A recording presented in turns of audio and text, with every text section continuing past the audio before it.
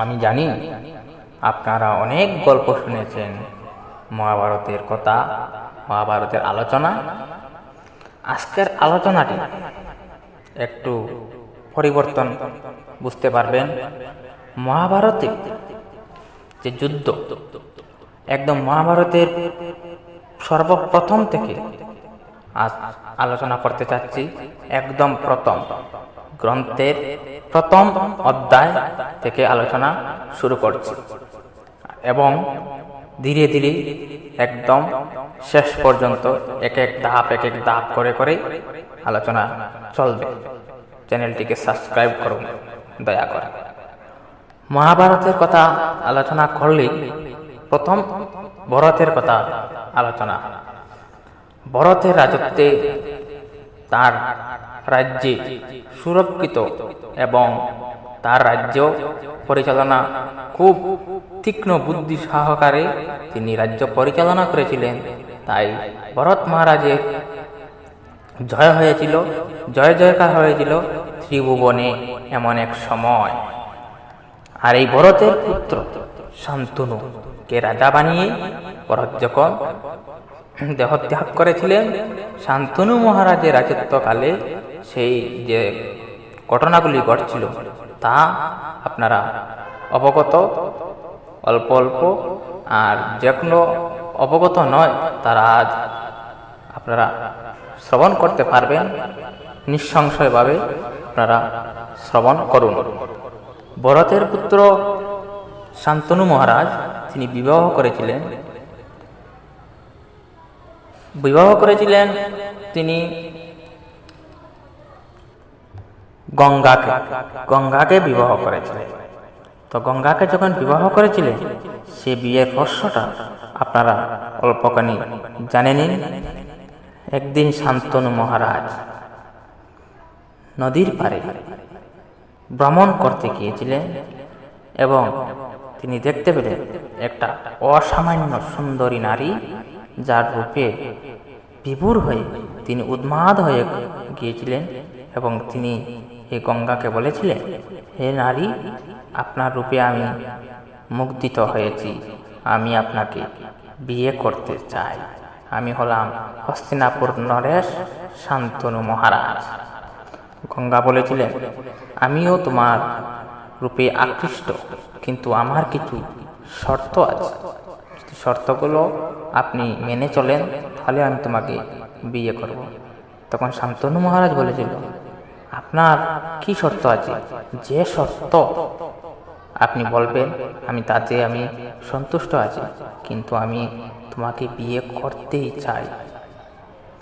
এই কথা বলে গঙ্গা দেবী তিনি চলে গেলেন এবং শান্তনু মহারাজকে বললেন, এই সময়ে আগামীকাল আমার সঙ্গে দেখা করবেন, সেই সময় আমি সেই কথাটি জবাব আমি দিয়ে দেব, তাই তোমাকে ততক্ষণ আমার অপেক্ষায় থাকতে হবে। এই বলে গঙ্গা চলে গেলেন। এদিকে শান্তনু এই কথাটির জবাব না পাওয়া পর্যন্ত মনের মধ্যে চটপট চটপট চটপট জ্বালা যন্ত্রণা শুরু হয়ে গেছে। কি যারা প্রেম প্রীতি করেন তাদের মনে যে কত আক্ষেপ তারা ইনারাই বুঝতে পারবেন। তো শান্তনু মহারাজ চলে গেছেন, পরদিন এসেছেন, এসে সেখানে দেখেন ঠিক সময়ে গঙ্গা আবির্ভাব হয়েছেন ওনার সম্মুখে। তিনি গঙ্গাকে দেখে মনে আনন্দ উল্লাসিত হয়ে তিনি গঙ্গাকে বলেছিলেন, তুমি কি বলতে চেয়েছিলে সেই দিন? কি শর্ত আছে কৃপা করে আমাকে বলুন। যখন গঙ্গা বলেছিল, হে রাজন, আমার শর্ত হচ্ছে আমি যা কিছু করি না কেন তুমি আমাকে না বলতে পারবে না। যদি কোনোদিন না বলে যাও তাহলে সেদিন আমি তোমাকে ছেড়ে আমি অনেক দূরে চলে যাব, আমাকে আর কখনোই তুমি পাবে না। তাই আমাকে কোনোদিন না বলতে পারবে। শর্তের মধ্যে শান্তনু মহারাজ রাজি হয়ে গেল, আমি তোমাকে কোনোদিন প্রশ্ন করব না, আর না বা না একথাও জিজ্ঞাসা করব না। তো গঙ্গাকে বিয়ে করে রাজপ্রাসাদে নিয়ে গেল। নিয়ে যাওয়ার পর 1 দিন 2 দিন 3 দিন 4 দিন 1 মাস 2 মাস, 3 মাস, 4 মাস, 10 মাস হয়ে গেল। এক এক করে সন্তানের জন্ম দিচ্ছে। প্রথম সন্তানকে গঙ্গায় ফেলে দিল। গঙ্গায় ফেলে দিয়ে তিনি গৃহে প্রবেশ করছেন। গঙ্গা শান্তনু মহারাজের খুব মনে দুঃখ, যন্ত্রণা, যে আমার সন্তানকে, পেটের সন্তানকে, যে তার পেটের সন্তানকে গঙ্গায় ফেলে দিয়েছে, এটা কি, এটা রাক্ষসী না অন্য কিছু? গ্রামের মানুষও সমালোচনা শুরু করতে দিল, এমন একটি স্ত্রী নিজের সন্তানকেও গঙ্গায় বিসর্জন দিতে পারে। এইভাবে 1টা, 2টা, 3টা, 4টা, 5টা করে 60টা সন্তানকে গঙ্গায় বিসর্জন দিয়ে দিল। তখনও শান্তনু মহারাজ কোনো কথা না বলে চুপ করে থাকলেন এবং মনের মধ্যে কি বেদনা, কি দুঃখ নিয়ে তিনি সবসময় চলাফেরা করতেন। একদিন তিনি মনে মনে ভাবলেন, আমি তো রাজা, এই রাজ্যের রাজত্ব সামলানোর দায়িত্বটা আমার উত্তরাধিকারী যদি না থাকে, তাহলে এই রাজত্ব কে সামলাবে? তাহলে আমি এই রাজ্যের রাজার কর্তব্য পালন করছি। আমি একজন স্ত্রীর স্বামী হিসাবে কথাটি বলবো না, আমি একজন রাজ্যের রাজা হিসাবে কথাটি বলবো। সেই সময় শান্তনু মহারাজ গঙ্গাকে বলেছিলেন, দেখো গঙ্গা, তুমি যে কার্যগুলা করছো সে কার্যগুলা ঠিক আছে, আমি তোমাকে অনেকদিন আমি বলেছিলাম যে আমি তোমাকে কোনো প্রশ্ন করব না, কিন্তু আজ আমি বলতে বাধ্য হয়েছি। এই জন্য, কারণ তুমি আমার বংশ যে রক্ষা করার জন্য যে উত্তরাধিকারী জন্ম হচ্ছে তাকে গঙ্গা বিসর্জন দিচ্ছ, আর এই রাজ্যের রাজত্বকে সামলাবে, এর রাজ্যের উত্তরাধিকারী কে হবে আমি যখন থাকবো না। তাই তিনি গঙ্গাকে এই প্রশ্ন করেছিলেন। এই কথা শুনে গঙ্গা বলেছিলেন, তুমি যখন প্রশ্ন করে দিয়েছ, তাহলে আমি তোমার কাছে আর থাকবো না, আমি চলে যাচ্ছি। আর 8ম পুত্র যে জন্ম হয়েছে তাকে আমি বিসর্জন দেওয়ার জন্য ভেবেছিলাম, তাকে আর বিসর্জন দিব না, তাকেও আমি সঙ্গে নিয়ে আমি চলে যাচ্ছি। গঙ্গা সন্তানকে নিয়ে চলে যাচ্ছেন এবং সেই সন্তানের নাম দিয়েছিলেন দেবব্রত। দেবব্রত নাম দিয়ে তিনি সন্তানকে নিয়ে চলে গেছেন। গঙ্গা বলেছিলেন, সময় মতো হলে তাকে সুশিক্ষায় শিক্ষিত করে আপনার সন্তান আপনার কাছেই আমি ফিরিয়ে দেব। গঙ্গা এই বলে শান্তনু মহারাজের কাছ থেকে বিদায় নিয়েছিলেন।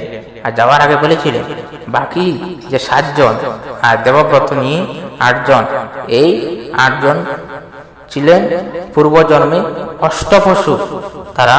তাদেরকে আমি গর্ভে ধারণ করেছিলাম করব বলে আমি প্রতিশ্রুতি করেছি, তাই আমি তাদেরকে আমার গর্ভে ধারণ করে তাদেরকে মুক্তি দিয়েছি। আর ওর এখনো মুক্তি হওয়ার সময় হয়নি, জানি না বিধাতা কখন ওর মুক্তি দেবে। তাই এই দেবব্রতকে নিয়ে সুশিক্ষা শিক্ষিত করেছিলেন। অস্ত্র, বিদ্যা, জ্ঞান, দান সবকিছুতে পরিপূর্ণ করে দেবব্রতকে পাঠিয়েছিলেন। যখন গঙ্গা দেবব্রতকে নিয়ে গঙ্গা শান্তনু মহারাজের কাছে পাঠিয়েছিলেন, সেই সময় শান্তনু মহারাজকে বলেছিলেন, এটি হলো আমার দেওয়া নাম, তাই এটি হলো তার নাম দেবব্রত। আজ থেকে তার নাম হবে, সে বিশ্বে সবাইকে জয় করবে এবং বিশ্ব বিজয়ী জয় হবে তার। এমন একজন পুরুষ হবেন, মহাভাগ্যবান, মহাকল্যাণ এবং পরম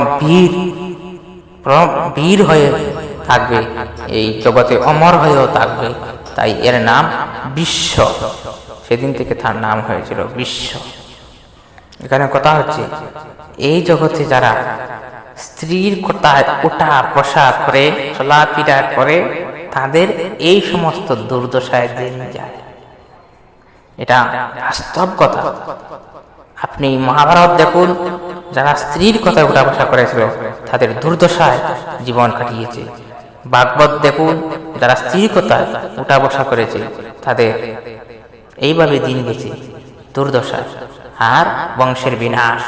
আপনি রামায়ণ চরিত্র দেখুন, সেম স্ত্রীর কথা যারা উঠা বসা করেছে তাদের এই দুর্দশায় জীবন কাটিয়েছে। রামায়ণে আপনারা দেখবেন রাবণের বোন সর্বরেখা কথায় রাবণ কি না করলো, শেষে রাবণের পরাজয় শিকার হয়ে মৃত্যুবরণ করলো। কিন্তু সে পরম রাজা ছিল। রাবণ একজন রাজা, মহাবীর ছিল। সেও একজন মহাবীর ছিল। একজন স্ত্রীর কথা, তাই এইরকম অনেক চরিত্র আছে। একমাত্র স্ত্রীর কথা আমি একথা বলতে চাচ্ছি না যে স্ত্রীকে সম্মান করবে না। স্ত্রী সর্বদা সম্মানীয়, পূজনীয়, স্ত্রীকে সম্মান করবে, কিন্তু স্ত্রীকে মর্যাদা দিবে। কারণ করে স্ত্রী হলো ঘরের লক্ষ্মী। স্ত্রীকে যারা সম্মান না করে, স্ত্রীকে যারা সুরক্ষিত না রাখতে পারে, তারা ভগবানও তাদেরকে সম্মান করেন না। স্ত্রীকে কথায় যে উঠা বসা করে, তাদের এই রকম দুঃখ কষ্ট হয়, এইরকম অবস্থায় জর্জরিত হতে হয়। কারণ ভাই, তুমি পুরুষ হয়েছ, পুরুষের মতো ভাবনা চিন্তা তো করতে পারো। ঠিক আছে, স্ত্রীর সঙ্গে সমালোচনা করা যায়, আলোচনা করা যায়, সহযোগিতা করা যায়, কিন্তু নিজের বিবেক, নিজের বুদ্ধি খাটিয়ে চলাফেরা করতে হবে। কারণ স্ত্রী তো আপনারই, আপনার স্ত্রীর সঙ্গে সবকিছু তো সহযোগিতা করার কর্তব্য আপনারই আছে।